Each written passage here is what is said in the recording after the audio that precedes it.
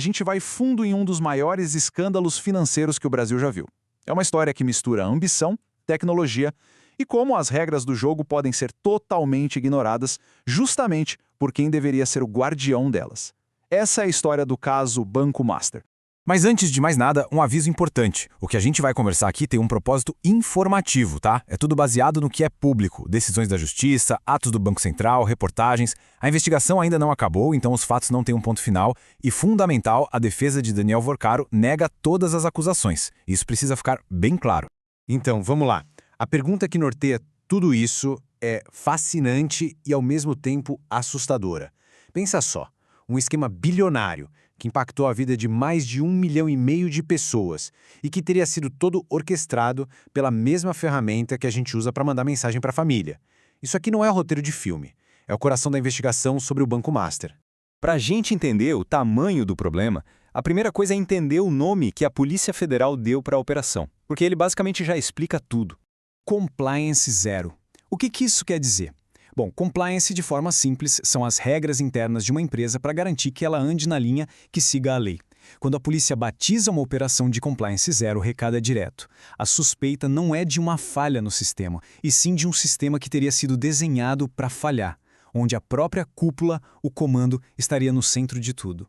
A própria investigação usa uma analogia que é perfeita para descrever a situação. É como se o capitão do navio estivesse furando o próprio casco. Isso mostra a quebra de confiança total. Os clientes compraram uma passagem achando que a viagem era segura, enquanto quem estava no comando estaria, supostamente, trabalhando para afundar o barco. Mas como é que esse navio conseguiu atrair tanto passageiro? A estratégia foi muito agressiva, super eficaz e se baseava numa promessa que era quase impossível de ignorar. O banco chegou a oferecer investimentos tipo CDBs que pagavam até 140% do CDI. Olha, para quem não é do mercado, isso é um retorno muito, mas muito mesmo, acima da média. Era uma isca e tanto que brilhava aos olhos de qualquer investidor querendo um lucro alto. E claro, funcionou. O banco juntou nada menos que 1.600.000 credores. Eram pessoas físicas, fundos de pensão, grandes investidores, gente que colocou o dinheiro ali, confiando nessa promessa de um retorno espetacular. A escala da coisa era absurda. E aqui a gente chega no ponto central, aquela regra de ouro do mundo das finanças, sabe? Uma rentabilidade tão alta assim sempre vem acompanhada de um risco igualmente alto. Não tem milagre, era um baita sinal de alerta que para muita gente só ficou óbvio quando o estrago já estava feito. Certo, agora vamos entrar no coração da investigação para entender como esse esquema todo supostamente funcionava. A Polícia Federal mapeou 4 frentes principais de atuação.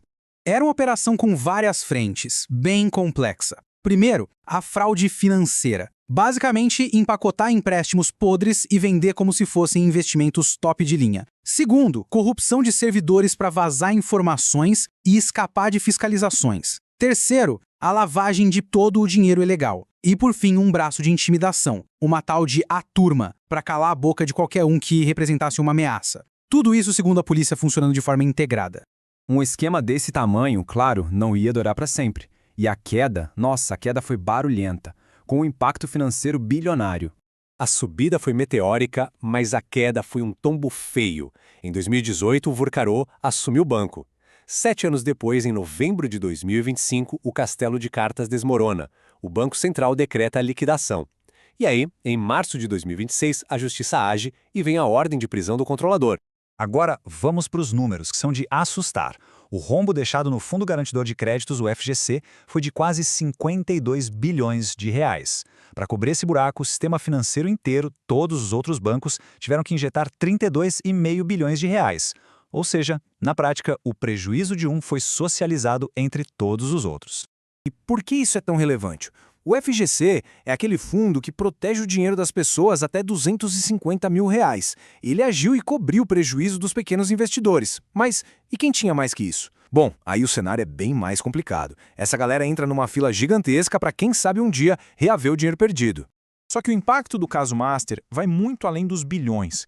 Ele deixa uma lição gigantesca sobre tecnologia, sobre governança nas empresas e, principalmente, sobre aquela ferramenta que, segundo a polícia, foi o epicentro de tudo, o celular. Usar um aplicativo pessoal, tipo WhatsApp, para resolver assuntos de trabalho que são sensíveis, é um risco enorme. Essas conversas não têm controle, não dá para auditar. No caso Master, o celular virou a prova do crime, o que a polícia usou para supostamente desvendar o esquema todo. Ferramentas corporativas, por outro lado, existem exatamente para isso, para criar um registro seguro, para proteger a empresa e os clientes. Então, o que fica de tudo isso são perguntas bem sérias. A gente viu uma falha de governança corporativa em uma escala monumental, onde o celular do chefe virou a caixa preta do crime. E isso abre uma brecha enorme na nossa Lei Geral de Proteção de Dados, a LGPD. Pensa bem, o banco foi liquidado. E os dados de 1,6 milhão de clientes, quem responde por eles agora?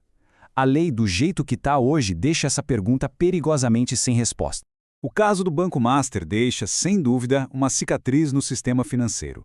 Ele nos força a questionar se os nossos controles são realmente eficazes. O que a defesa trata como uma crise de liquidez, a investigação aponta como um plano deliberado. Isso tudo nos deixa com uma pergunta final que incomoda bastante. Se esse esquema foi descoberto, quantos outros podem estar agora mesmo operando por aí, bem debaixo do nosso nariz?